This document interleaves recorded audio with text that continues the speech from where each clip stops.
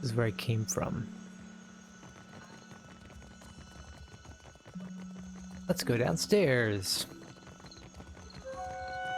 I don't have a voice for shanties these days. Too much salt in the air. Not even my Vithrak darling. A tiny minute falsetto per complanca net. For mercy.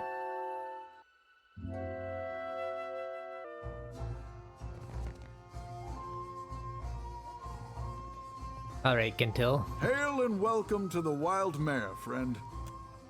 A jovial man at the bar grins and motions you closer. His arms are corded with thick muscle and cross-hatched with scars. Now, what can I do for you? Show me what you have for sale. You see anything you like, you let me know. Oh, wow. Constantine's room's pretty good, but expensive.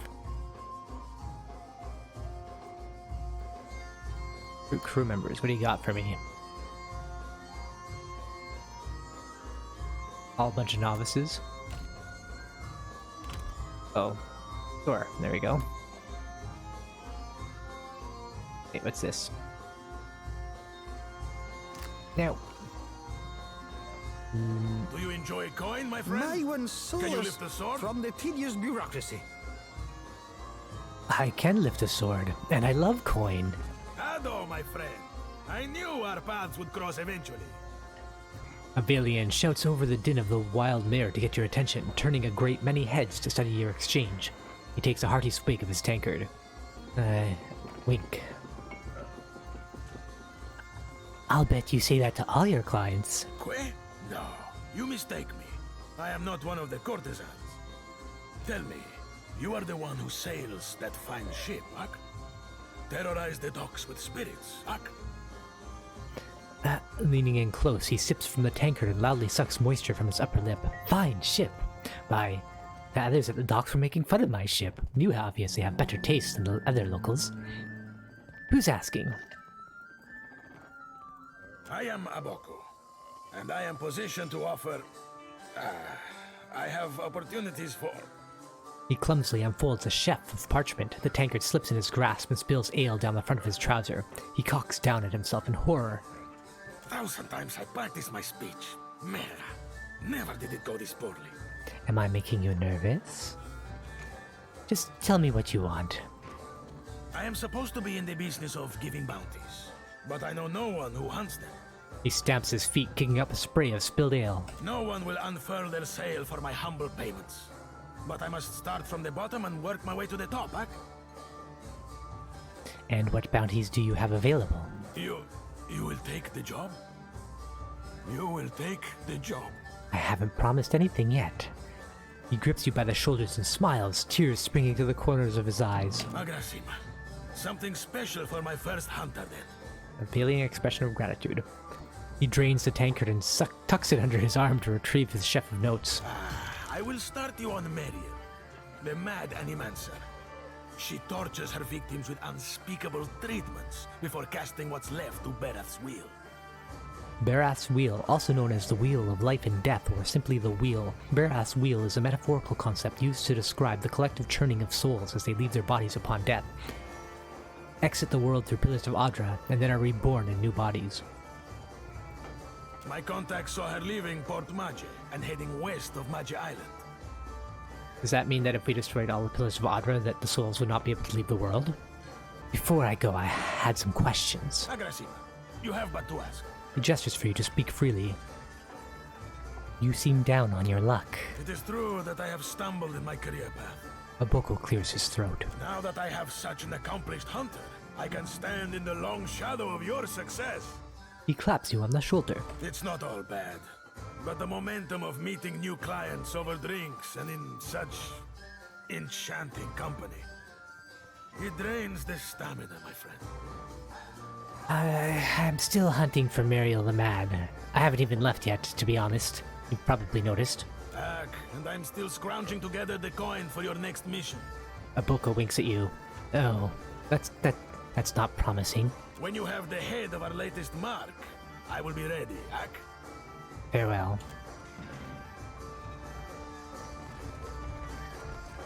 Where in the blazes is that old man?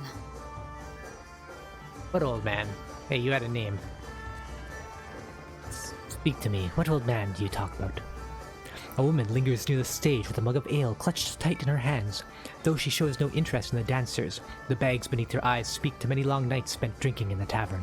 She looks lazily about the room until her gaze alights on you with interest. Have you seen an old elf hanging around here lately? Dresses funny, probably drunker than an eel in a barrel of mead. Why do you care? That old goose punter owes me a fair bit of coin. She takes a deep drink from her mug and concludes it with a tremendous belch. How much are we talking about? She leans close and whispers conspiratorially in your ear. 5,000 coppers if you'd believe it. 5,000 coppers! And if you give me my money back, I'll give you a 20% share as thanks. 20%? Make it 30. 20%? But I'll be the one doing all the work. Fine, Andra's great sagging tits, fine. You can have 40% and rights to whatever baubles Oswald has on him.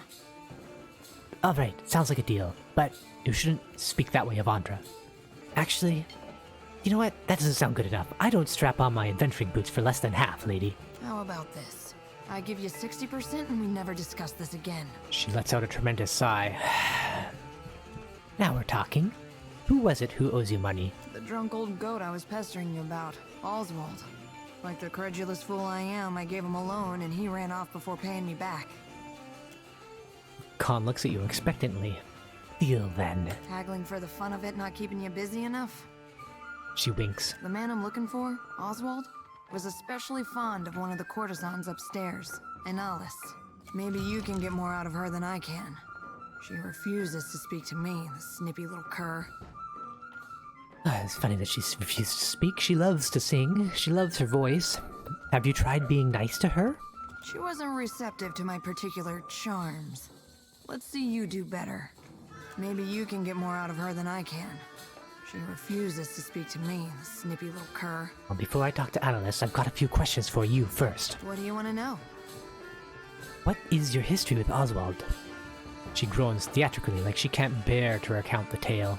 The man's a family friend. Has been for...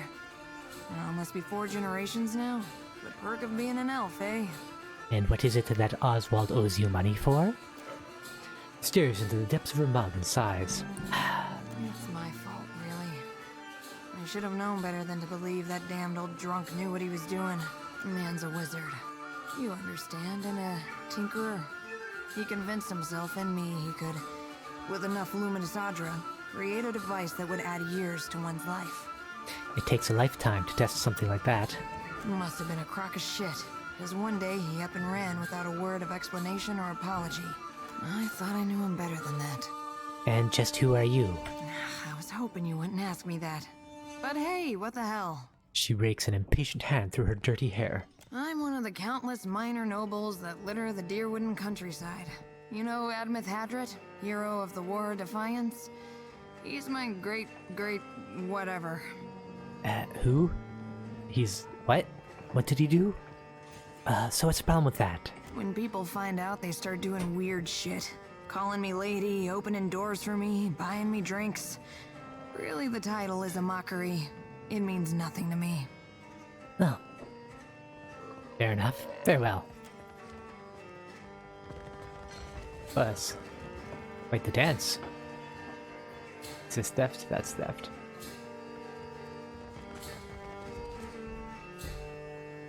But this isn't. Take all.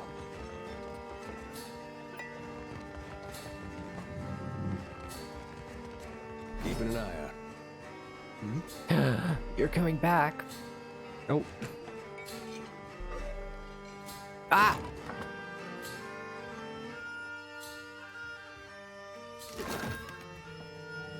Indeed, yes.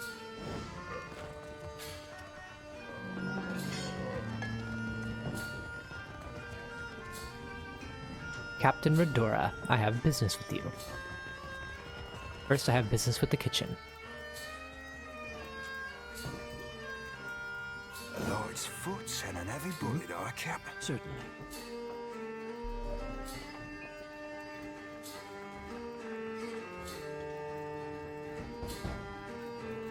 I shall make it so.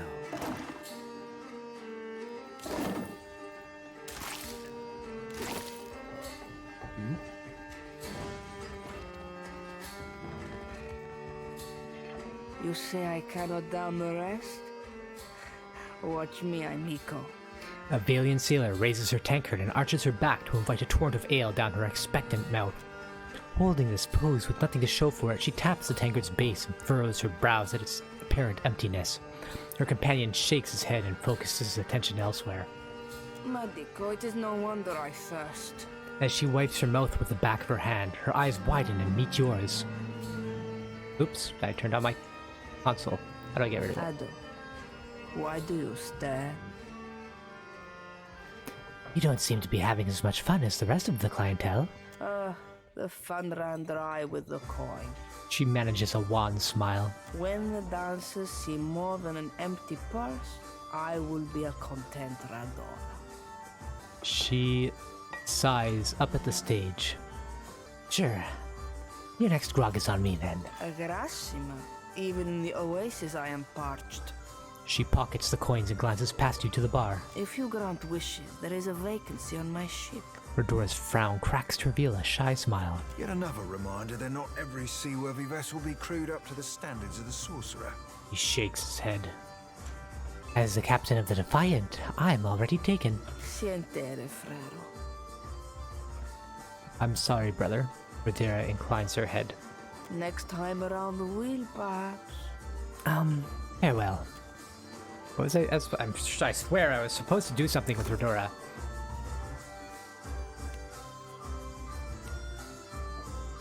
Maybe that went away when Captain Redora was knighted Zamar. Find the pirate gang. That mugged Redora. Oh, okay.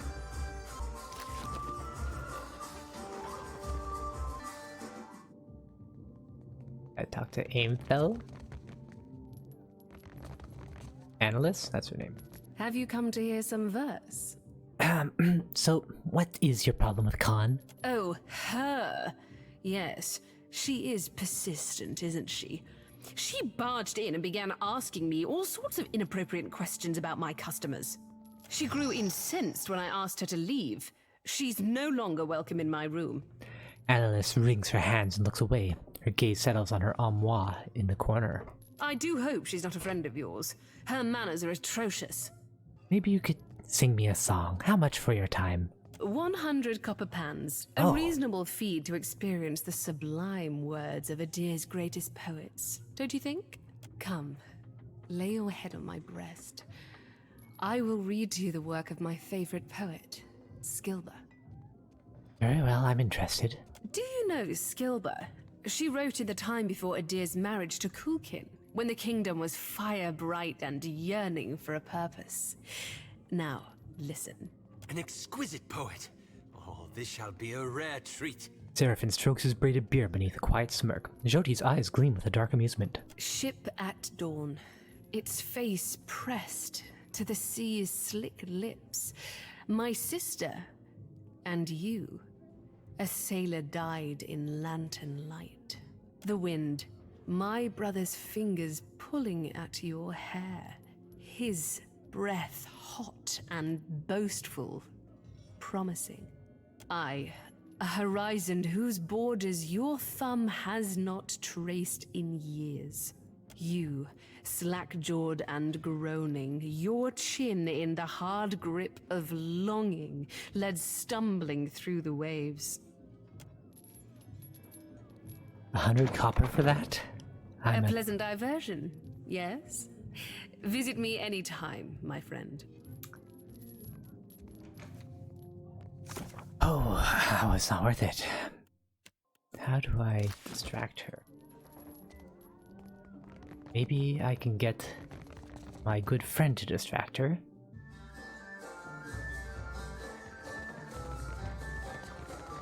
Khan. Have you got any leads on that mad old goat yet? No? Farewell. I guess I'm on my own then.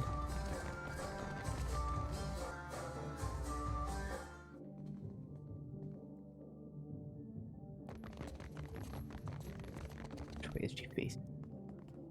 Silence around me. Indeed. Seraphin's better self. Ugh.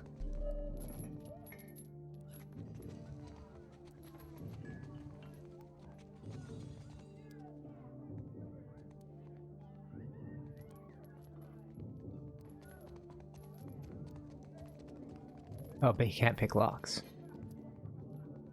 Well, we'll see.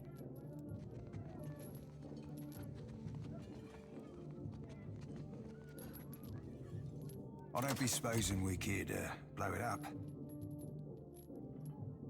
No, I don't be supposing we can.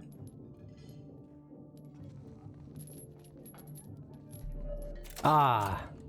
Oh, it's... my skill's too low. Really? Alright, that's fine. We'll come back. I've leveled up. Or... we could use this.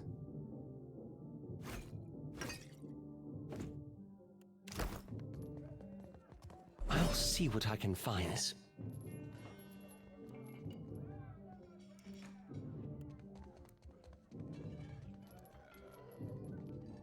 And hopefully that'll be sufficient. It shall open to me.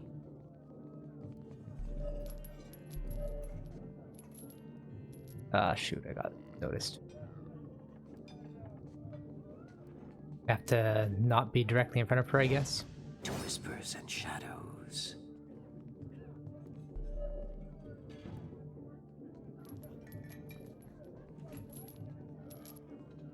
Yeah.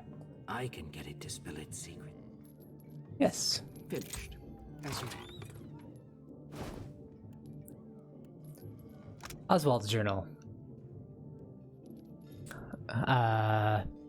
God and Dog. This afternoon I walked the streets of Neketaka and felt an unusual spring in my step.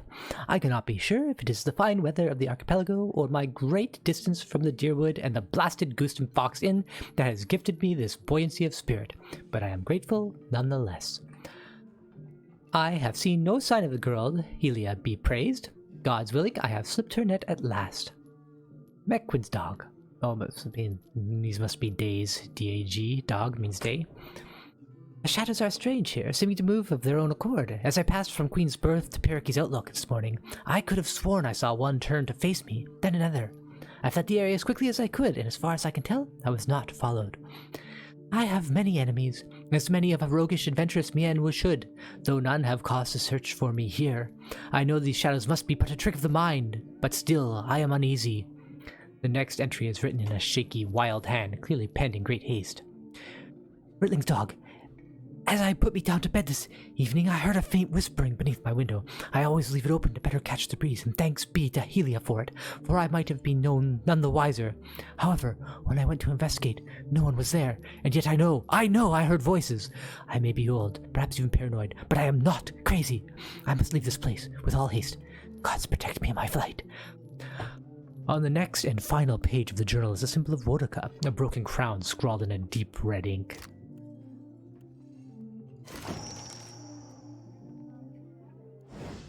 Oh? Have you come to hear some verse? Farewell. Farewell. Certainly. I'll talk to you about Oswald now. Have you come to hear some verse? God's looking for someone named Oswald. Sound familiar? I'm sure I don't know who you're talking about. Now please leave. She gestures toward her door and makes a shooing motion. What if he's in danger? Don't you care about his well-being? If I knew a man named Oswald, and if that man was in danger, I would still decline to be involved. Now, is there something else I can do for you? I'm sure I don't know who you're talking about. Now please leave.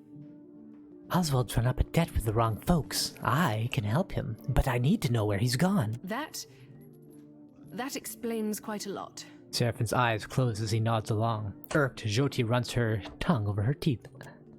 She chews on a knuckle, brow furrowed, deciding whether she should trust you. Then she sighs heavily and gives you a sheepish smile. Oswald has visited oft of late. He's a sentimental old man, and he longs for the words of our homeland, Adir. I would often read the old epics to him in their original Eldidiran. Her eyes gain a distant, unfocused look, and a wistful smile spreads across her face. He's grown paranoid recently, however, always muttering about the shadows following him and other such nonsense. It was quite unnerving, frankly. He came to me in a panic a few days ago and shoved his journal into my hands. He told me he'd be back for it, but I've not seen hide nor hair of him since. I wonder, perhaps his journal would help you find him? Here, take this key. You'll find the journal in my armoire. Oh, really? Thanks. Yes, I'll... Oh, look, here it is. I found the journal. Thank you, you're so helpful. Indeed. So long. Silence around me. No sneaky. Con. There ya. Have you got any leads on that mad old goat yet? Well, there's this journal. Khan flips through Oswald's journal and stops and looks up at you, eyes wide. Someone has hastily scrawled the broken crown symbol Vodka across the last page. Khan mutters to herself. She traces a symbol with her finger and frowns. I don't think I read about Vodka yet. Goddess of justice, law, oaths, promises, rulership, vengeance, memory, and hierarchies. Depicted as an old noblewoman bearing a broken crown upon her head. Said to have once ruled over the other gods, but has since been overthrown. Oh, Oswald, you really stepped in it now, haven't you? Getting mixed up with Woodikins? You damned old fool. She shakes her head sadly and closes the journal with the snap. Where could they have taken him? She chews on her lower lip with uneven teeth and mutters to herself. There are countless little bolt holes scattered through the islands. Can you narrow it down? Not really. To be honest, I spent most of the trip out from Defiance Bay bent over the bulwark giving Andra a taste of my innards. I hate boats. Damn, if only I could find that captain who gave us passage to the Deadfire. Bet he'd know. Wait a tick. She blinks, remembering. When our ship neared Neketaka, the bosun told me about a weird temple on an island in the Karatapu Channel, southwest of the city. She wouldn't tell me what it was for, though. Got real spooked when I asked. Weird temple? Sign me up. Go take a look then, and let me know what you find. She marks the location on your map with a flourish. With any luck, you'll catch the old goat there in one piece, and we'll both leave here with some weight in our purse.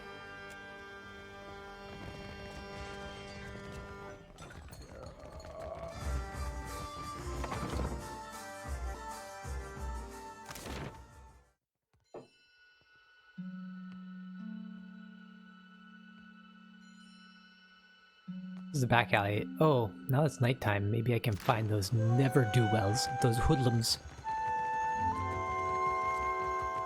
Merla, how is it? They're taken. Deadeye, +5 accuracy. Sure. Hey, take it. I'll come back to this area. First, I'm gonna go up here. I should probably fix The my... Hazanui is at the palace, blaming the Valians for attacking one of their ports. Well, did they? Of course not. But the Queen must calm them down before they go to war over it.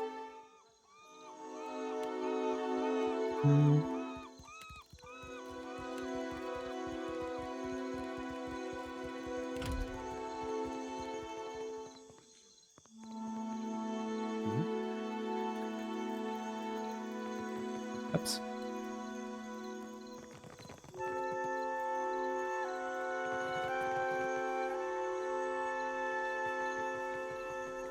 Welcome back. Looking Cotta? So she asked him what he calls that trick, and he says the consuelo. You the one causing trouble in Cotta's neighborhood? The wolf at the man's side raises her hackles and growls. She shushes and pats her behind the ear, all the while keeping his focus trained on you. I thought Rimaro's pup kept better company. Cotta glances at Seraphine. Ahoy, friend. So you still be doing that old referring to yourself by name thing? Would have thought it'd have cost you enough lays by now to be dropping that affectation. Cotta has not missed the sound of your voice, Seraphine. Your smoke and mirror ghosts do not impress Kaletzia, and they do not scare Cotta. A line of drool drips down between the wolf's bared teeth. Sorry, Valian names all sound the same to me. Which one is the pretty wolf? You'll know soon enough. Cotta bares his teeth, too, at Adair. Oh, is Cotta the wolf? Cotta's the real wolf. Ilmrin finds them amusing, which is enough for Ilmrin. Cotta likes you already. What do you want? He tugs on his wolf's scruff and drags her back to his side. Any chance you're the one shaking down Zamar? Zamar has money problems. Cotta has solutions. The little man doesn't know how to count his coins. Cotta heard a newcomer was talking with Zamar. His free hand moves toward the weapon slung on his belt. Wrong play, Cotta. Let's be keeping this the friendliest of friendly fucking chats. Lest the captain be calling your raise. His furred hand rests near his own weapons. Look, Selezia. Your supper comes with blue fur. He nudges the wolf, eliciting a deep growl. Tell the shipwright to accept Cotta's deal before he suffers another setback. You know what? Tell me my business again and I'll sew your wolf into a pair of boots, amico. Not Selezia. His hand goes to the scruff of his companion's neck, and a chuckle rises from his mates, which they fight to suppress. Adair makes a grunt of displeasure. Animal cruelty. There's better ways to scare him than threatening innocence. Adair. Cosi, and whose side are you on? Your Casita or the wolf? Cotta aims a bewildered look at Adair. No one threatens Cotta, you overstuffed boil. Celestia lets out a low growl. Well, you and your mangy friend have to sleep sometime. Cotta aims a horrified look from you back to his wolf. His cohorts trade uncertain murmurs. Adair heaves a sigh. It's not animal cruelty. Settle down, Adair. This one's not worth it. Cotta whistles through his teeth. His crew abruptly lower their weapons and stand down.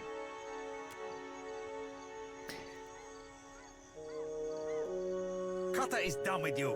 And I'm done with Cotta. And Ilmrin is done with Cotta. So let's see what Adair thinks of me now. Where's this relationship thing? Can't remember how to see.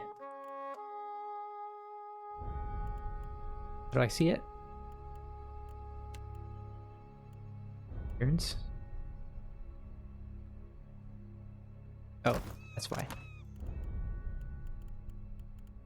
Reputations. Whoops, I got -1 with Adair now. Well, maybe I'll make some jokes and he'll feel better about me. I gotta go back here, I believe.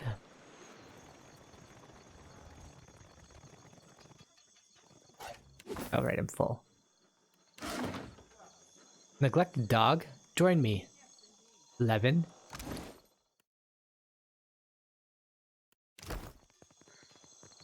Ahoy there. Any news worth telling? Zamar dusts off his shoulders. I've convinced Cotta to leave you alone. Best news I've heard since I arrived on this rock. Zamar lowers his hands. They shake like they don't know where to go next. They go back to his beard, this time less frenzied. What of Captain Redora? Zamar pulls the end of his mustache taut. Has she sobered up yet? Or do we need to shake her by her ankles? She said that I should help myself to her commission. Did she now? Zamar smooths down some of his nostril hairs so they blend in with the rest of his mustache.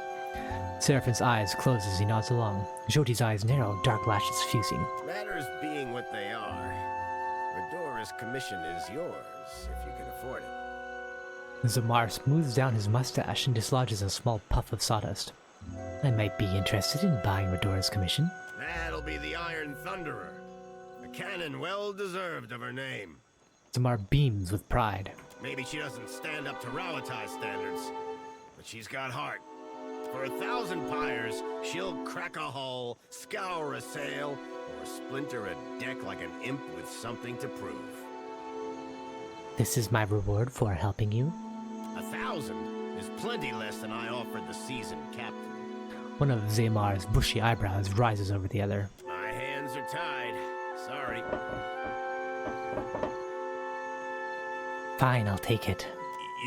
You will? I mean, you will. He snatches your hand and shakes it with 2 quick pumps. Your vessel will spit fire like a worm with a belly full of fire kelp. He snaps his fingers at one of his attendants and points at your ship. 4 Iron Thunderers. Really? 4 of them. 6 to 9, 4 turns. Very well. I don't think that was worth it. 6 to 9 is 15. 15 divided by 4 is 3.75-ish. These are 11. 11 divided by 3 is 3.33. That's a little better, I guess.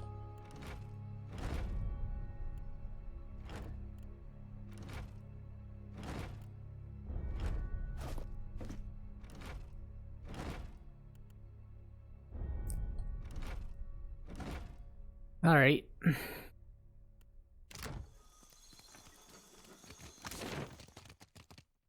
Then where to? Let's go to the Wild Mare. See if I can get anything out of that captain.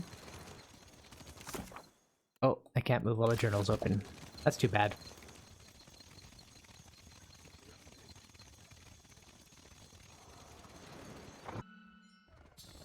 Where are ya, Captain Redora? Ado, you return. Oh, never mind. What am I off to next, then? Oh yeah, I was gonna finish exploring this southern area.